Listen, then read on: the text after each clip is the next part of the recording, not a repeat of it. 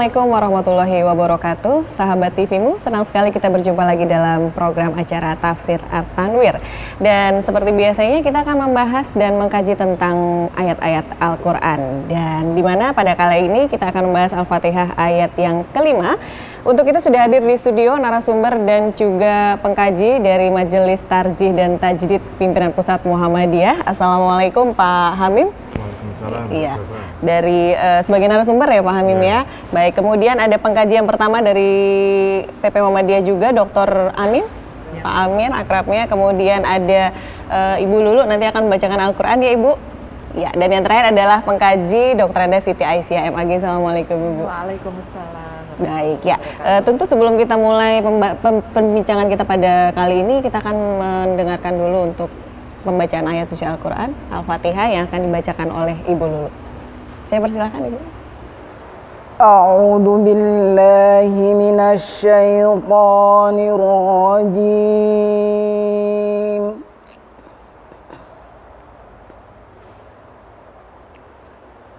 Bismillahirrahmanirrahim.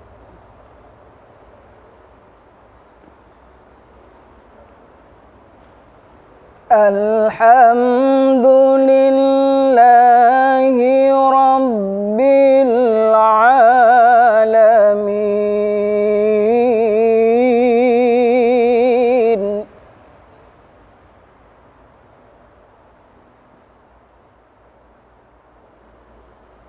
Ar-Rahmanir Rahim, Maliki Yaumiddin.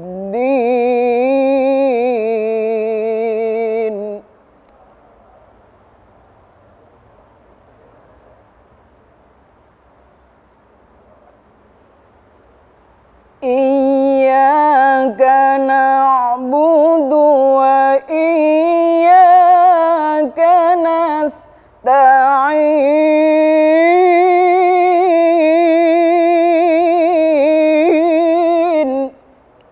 Ihdinas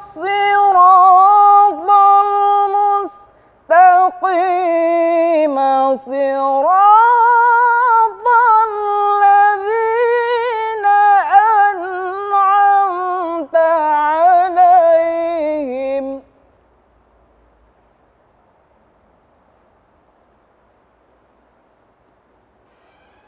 ghairil maghdubi 'alaihim waladdallin. Shadaqallahul azim. Baik, demikian tadi pembacaan Al-Fatihah yang sudah dibacakan oleh Ibu Lulu. Dan sekarang kita akan membahas tentang Al-Fatihah ayat kelima, sahabat TVmu. Seperti yang kita tahu di episode sebelumnya, kalau Anda mengikuti, kita sudah membahas tentang asal-usul kehidupan. Kemudian yang kedua, jalannya kehidupan. Kemudian kita akan masuk ke yang ketiga, isi dari Al-Quran, yaitu adalah menjalani kehidupan. Selanjutnya saya langsung menyerahkan kepada Dr. Hamim untuk langsung membahas nih dokter. Ya. Tentang menjalani kehidupan di Al-Fatihah ayat 5 khususnya ya dokter ya. Jadi menjalani kehidupan sebagai isi Al-Quran yang dibicarakan secara singkat dalam Al-Quran itu ditegaskan dalam ayat ke-5, 6, dan ke-7. A'udzubillahi minasyaitonirrajim. Iyyaka na'budu wa iyyaka nasta'in. Ihdinas siratal mustaqim. Jadi menjalani kehidupan itu dengan iyyaka na'budu wa iyyaka nasta'in dan ihdinas siratal mustaqim. Yang di sini ada perubahan kalimat, ada perubahan bentuk kalimat. Al-Fatihah 1 sampai 4 itu menggunakan kalimat berita. Bismillahirrahmanirrahim. Alhamdulillahirabbil alamin, arrahmanirrahim, maliki yaumiddin. Terus kemudian ayat yang kelima yang berbicara tentang cara menjalani kehidupan menggunakan kalimat langsung. Iyyaka na'budu wa iyyaka nasta'in. Hanya kepadamulah kami na'budu. Dan hanya kepadamulah kami nasta'in. Sehingga ini ayat 1 yang sampai 4 itu pengakuan. Maka terus kemudian ayat yang kelima ini menyatakan komitmen. Yang dalam bahasa Arab perubahan bentuk kalimat itu termasuk pola iltifat. Ada pengalian bentuk kalimat yang digunakan. Semula kalimat berita, terus kemudian beralih menggunakan kalimat langsung. Yang kalau kalimat berita menyatakan pengakuan, jadi orang yang beriman itu mengakui bahwa Allah adalah Rahman Rahim, Allah itu Rabbul Alamin, yang ketika Rabbul Alamin menciptakan, memelihara alam semesta, itu Allah juga dengan rahmah. Terus kemudian Maliki Yaumiddin, Allah menguasai hari pembalasan juga dengan rahmah. Itu pengakuan. Betul. Maka pengakuan Allah itu Maha Rahman dan Rahim, maka kemudian menimbulkan komitmen. Iyyaka na'budu wa iyyaka nasta'in ihdinas siratal mustaqim. Betul, na'budu dan nasta'in tadi ya. Mungkin sangat menarik untuk dikaji, silakan ada Pak Amin atau Ibu. Ya, ini menarik Pak Amin tadi, perubahan bentuk, ini mestinya juga ada perubahan makna. Orang kalau membaca iyyaka na'budu wa iyyaka nasta'in, ini komitmen, ada kemantapannya. Dan selama ini ada yang memaknai na'budu itu dimaknai kami menyembah. Nah, mestinya kan pemahaman makna yang substantif, yang mendasar dari ibadah itu sebenarnya kan mestinya lebih luas. Na'budu itu memang masdarnya al-ibadah. Yang ibadah itu pengertiannya dalam lisanul Arab adalah at-ta'atu ma'al khudu'in. Taat yang disertai dengan ketundukan. Jadi tidak asal sekedar taat, tidak asal sekedar mengikuti perintah dan larangan, tapi ada ketundukan. Ada penghayatan bahwa mengikuti perintah dan larangan atau taat tadi itu disertai dengan ketundukan. Allah Maha Besar, Allah Maha Agung, Allah Maha Rahman dan Rahim. Yang di situ tepatnya karena at-ta'atu ma'al khudu'i, maka pengertiannya bukan ibadah, tapi pengertiannya adalah mengabdi. Baik, ya menarik sekali nih Pak, kita akan bahas lagi nih soal ketaatan yang harus tunduk. Mungkin nanti bisa dibahas lagi kenapa taat harus ada tunduknya begitu ya Pak ya. Kita akan kembali lagi sahabat TVmu setelah yang satu ini, jangan kemana-mana, tetap bersama kami.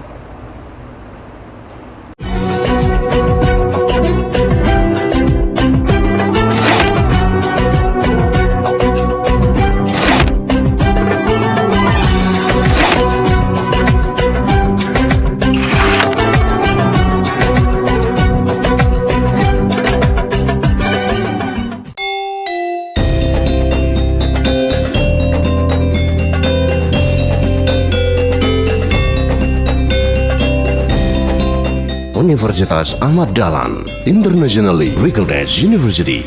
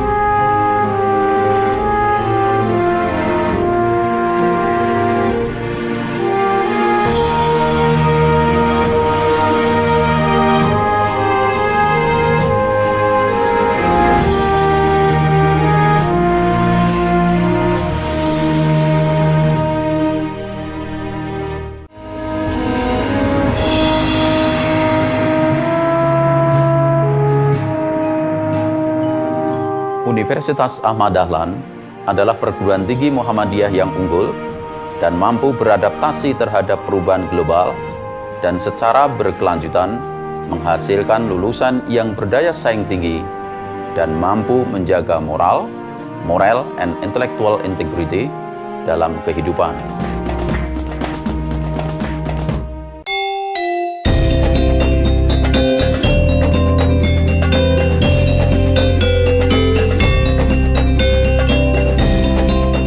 Universitas Ahmad Dahlan, internationally recognized university.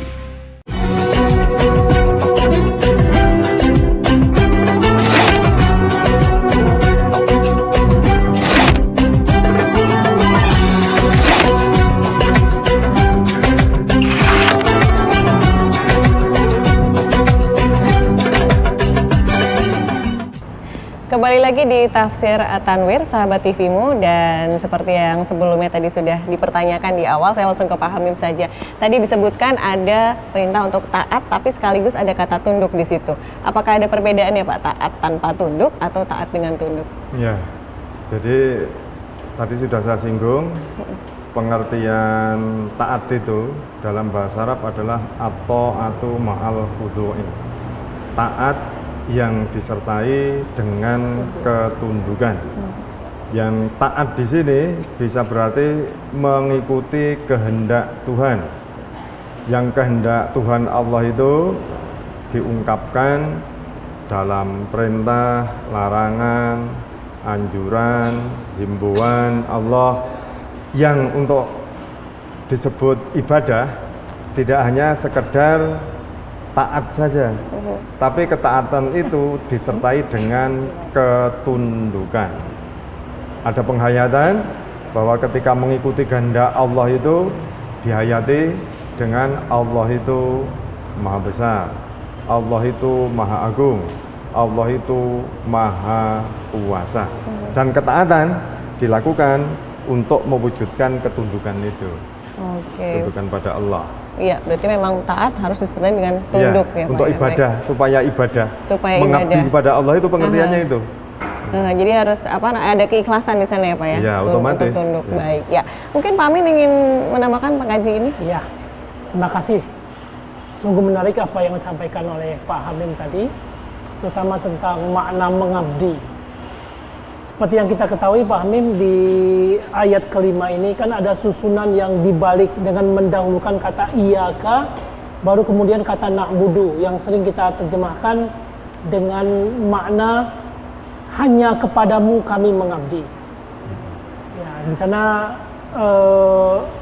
kata na'budu diletakkan kemudian setelah kata iyaka, yang menurut para ulama sering bermakna pengkhususan ya Pak Hamim ya. Ya. Mungkin di antara masyarakat kita banyak yang bertanya akhirnya, kalau hanya kepada Allah kita mengabdi, apakah boleh kita juga mengabdi kepada selain Allah? Misalnya kita mengabdi kepada negara, kita mengabdi kepada keluarga, apakah ada pertentangan antara mengabdi kepada Allah ataukah mengabdi kepada negara dan keluarga? Jadi di dalam ayat kelima itu al-maf'ul bih atau objek disebutkan di depan kata kerja. Iyyaka na'budu wa iyyaka nasta'in. Iyyaka di sini menjadi al-maf'ul bih. Ketika disebutkan di depan itu dimaksudkan untuk at-takhsis, pengkhususan, bahwa mengabdi itu hanya kepada Allah. Memohon pertolongan itu hanya kepada Allah. Yang ketika mengabdi kepada Allah pengertiannya tadi itu ketaatan yang disertai dengan ketundukan. Jadi untuk taat yang disertai dengan ketundukan itu hanya kepada Allah. Kepada selain Allah, kepada keluarga, di dalam bahasa kita juga ada kegiatan yang disebut dengan mengabdi. Jadi mengabdi kepada keluarga, mengabdi kepada negara. Yang pengertiannya di sini itu pengertiannya bukan pengertian mengabdi yang disebut dengan ibadah, tapi mengabdi yang disebut dengan khidmah. Khodama yakhdimu khidmatan. Yang di sini mengabdi dalam pengertian khidmah itu berarti melaksanakan tugas. Melaksanakan tugas itu berarti melaksanakan kerja dan juga berkarya.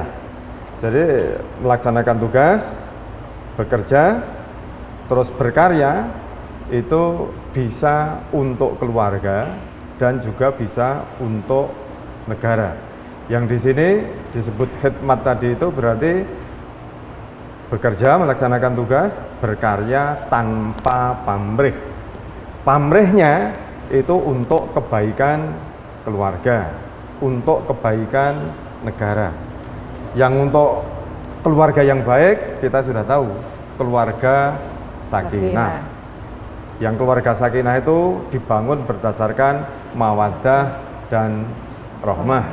Terus kemudian untuk negara, itu kita juga sudah tahu Al-Quran itu mengidealkan negara. Dalam Al-Baqarah dan juga dalam surat Ibrahim, negara yang diidealkan disebut dengan baladan aminan, negara yang aman dan damai. Sehingga ketika kita bekerja dengan kapasitas kita masing-masing, dengan peran kita masing-masing, bisa sebagai dosen, guru, pedagang, peneliti, itu ketika melaksanakan tugas itu demi terwujudnya negara yang aman dan damai, itu pengabdian kepada negara. Dengan demikian tentunya tidak ada pertentangan antara mengabdi kepada negara dengan mengabdi kepada Allah tentunya ya Pak ya. Bolehkah kita kemudian memahami bahwa ketika kita melakukan pengabdian kepada negara, pengabdian kepada keluarga atau berkhidmah melaksanakan tugas itu dalam rangka pengabdian yang lebih besar, yaitu pengabdian kepada Allah. Kira-kira pemahaman seperti ini bisa dibenarkan? Ya, memang seharusnya seperti itu. Dan kita sebagai orang yang beriman, yang kita bangsa Indonesia, keimanan kita itu dijadikan sila pertama dari Pancasila, ketuhanan yang Maha Esa. Ini berarti dengan adanya sila itu, kita itu mengabdi kepada Allah, itu dengan mengabdi kepada negara yang sekarang karena zamannya sudah berubah. Kalau dulu itu adalah zaman pertanian, sekarang itu zaman industri. Maka sekarang mengabdi kepada Allah itu melalui mengabdi kepada negara melalui industri. Yang di Jepang itu mengabdi kepada Allahnya tidak disebutkan. Jadi mengapa di Jepang itu industrinya itu bisa berkembang pesat? Karena di Jepang itu tertanam nilai mengabdi kepada negara melalui industri. Yang kita orang Islam dan orang Indonesia, karena sila pertanyaannya itu adalah ketuhanan yang Maha Esa, dan kita beriman kepada Allah yang Maha Rahman dan Rahim, yang harus tadi itu harus mengabdi kepadanya, iyyaka na'budu, maka kita mengabdi kepada Allah dengan mengabdi kepada negara melalui industri. Sehingga itu enggak bertentangan, malah itu merupakan jalan yang harus ditempuh sebagai pengabdian kepada Allah. Jadi mengabdi kepada Allah itu ya dengan mengabdi kepada negara, dengan mengabdi kepada keluarga, dan seterusnya. Nanti akan kita bicarakan dalam segmen yang berikutnya. Baik, iya berarti kita harus jeda dulu nih berarti Pak Hamim ya.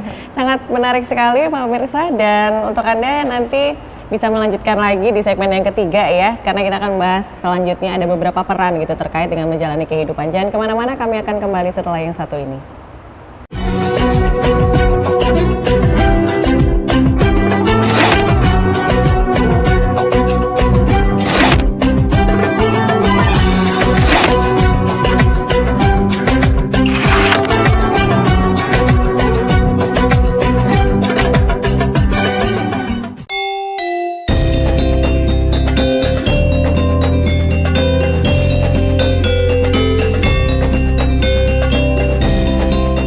Universitas Ahmad Dahlan, internationally recognized university.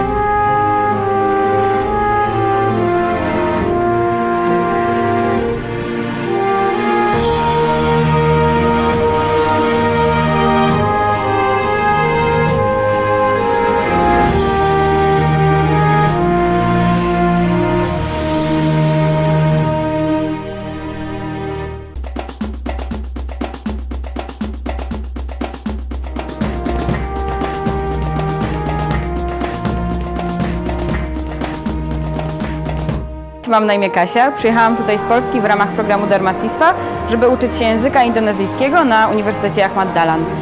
Studiowanie na UAD, a do tego mieszkanie w Dżogjakarcie jest niepowtarzalną okazją, żeby poznać kulturę Indonezji, dlatego wszystkich do tego serdecznie namawiam. A Indonezyjczycy na pewno Wam w tym pomogą, ponieważ jest to najbardziej pogodny i radosny i pomocny naród świata.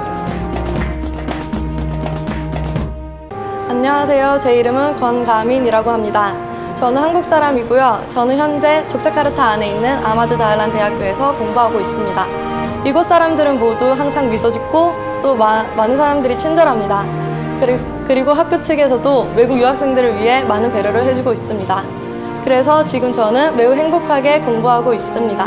감사합니다.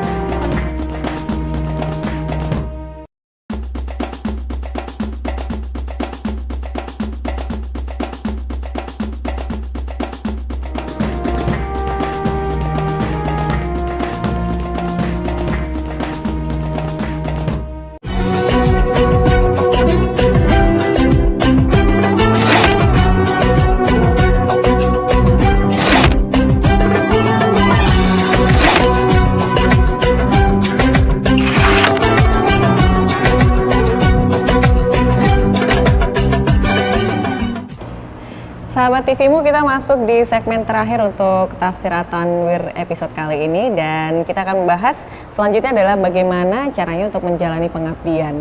Baik, saya langsung ke Pak Hamim lagi nih Pak. Silakan Pak untuk melanjutkan bagaimana untuk menjalani pengabdian yang tadi sudah disebutkan. Ya, menjalani pengabdian kepada Allah itu bisa bahkan seharusnya dilaksanakan dengan peran kita secara lengkap. Yang peran kita yang harus kita jalankan untuk mengabdi kepada Allah itu yang pertama adalah peran kita sebagai pribadi. Terus yang kedua, peran kita sebagai hamba Allah. Yang ketiga, peran sebagai anggota keluarga. Yang keempat, peran sebagai warga masyarakat. Yang kelima, peran sebagai warga negara, dan yang keenam peran sebagai warga dunia. Warga dunia. Jadi nggak cukup sekarang ini kalau peran itu hanya sampai keempat atau kelima saja, karena sekarang itu dunia itu terancam oleh krisis lingkungan hidup. Maka supaya dunia yang kita tempati ini tidak mengalami krisis lingkungan hidup atau krisisnya itu bisa dikendalikan, itu mau nggak mau menuntut peran seluruh warga dunia. Maka kemudian ada peran yang keenam, peran sebagai warga dunia itu. Yang ketika kita menjalani peran sebagai pribadi, maka kita harus berusaha menjadi pribadi yang unggul. Yang dengan pribadi yang unggul itu maka bisa mencapai tujuan hidup. Tujuan hidup secara etis itu hidup untuk meroleh kebahagiaan. Dan untuk memperoleh kebahagiaan dalam agama kita diajarkan teori kebahagiaan yang utilitarianisme. Kebahagiaan itu dengan memberi manfaat. Sehingga untuk bisa memberi manfaat, mau nggak mau harus menjadi pribadi yang unggul. Terus yang kedua, sebagai hamba Allah. Yang sebagai hamba Allah, ini menjalani peran ini dengan beriman kepada Allah dan dengan beribadah kepada Allah. Yang ibadah kepada Allah itu khususnya adalah ibadah mahdhah. Ibadah yang dijelas takkan tata caranya di dalam Al-Quran dan hadis, seperti sholat, berzikir. Yang ini, ibadah ini supaya dekat dengan Allah, supaya diridhoi Allah. Terus kemudian yang ketiga, peran sebagai anggota keluarga dengan posisinya masing-masing itu berperan untuk mewujudkan keluarga sakinah. Yang keluarga sakinah tadi sudah saya singgung, itu berdasarkan mawaddah warahmah, yang berdasarkan mawaddah warahmah itu keluarga sakinah, itu keluarga tidak ada kekerasan dalam keluarga itu, dan keluarga itu fungsinya berjalan, sehingga berperan mewujudkan keluarga sakinah itu juga berperan untuk jalannya fungsi keluarga. Keluarga itu ada fungsi pendidikan, jadi bisa berperan di situ. Ada fungsi sosial, bisa berperan di situ. Terus kemudian yang keempat, peran sebagai warga masyarakat. Yang dalam agama kita sebetulnya ajarannya tentang masyarakat itu luar biasa. Masyarakat yang diajarkan itu identitasnya adalah ummatan wasato, umat pilihan. Yang umat pilihan itu dalam Al-Baqarah 143 ditegaskan, syuhada 'alan nas, menjadi saksi sejarah umat manusia. Kalau ada masyarakat yang lain peradabannya rendah, maka umat Islam itu memiliki tanggung jawab supaya masyarakat yang peradabannya rendah itu bisa diangkat. Itu peran sebagai masyarakat. Terus kemudian kalau masyarakatnya sendiri itu peradabannya rendah, berarti harus berperan supaya meninggikan peradaban masyarakat sendiri. Terus yang kelima, peran sebagai warga negara. Tadi sudah disinggung sedikit, negara yang diidealkan itu adalah baladan aminan, negara yang aman dan damai. Terus kemudian ada baldatun thayyibatun wa rabbun ghafur. Selama ini baldatun thayyibatun itu hanya adil dan makmur, tidak cukup kalau itu. Ada pengertian yang lain. Adil makmur memiliki wawasan lingkungan hidup.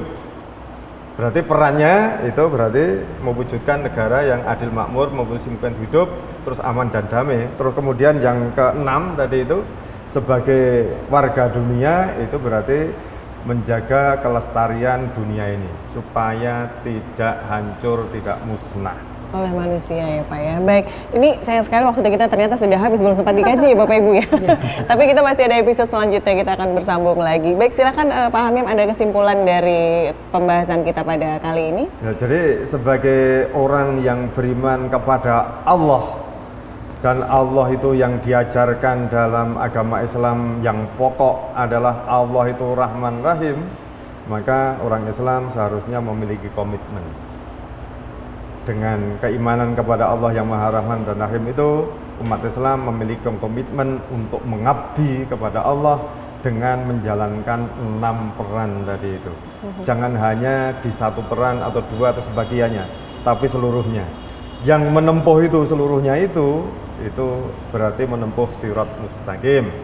Yang siratnya, jalannya alladzina an'amta alaihim, orang-orang yang diberi anugerah oleh Allah. Baik, iya. Terima kasih kepada Pak Hamim dan juga pengkaji kita, ada Ibu Siti dan Pak Amin, juga Bu Lulu yang sudah tadi membacakan ayat Al-Quran. Dan kita harus pamit dulu sekarang ya, sahabat TVmu, karena waktu kita sudah habis.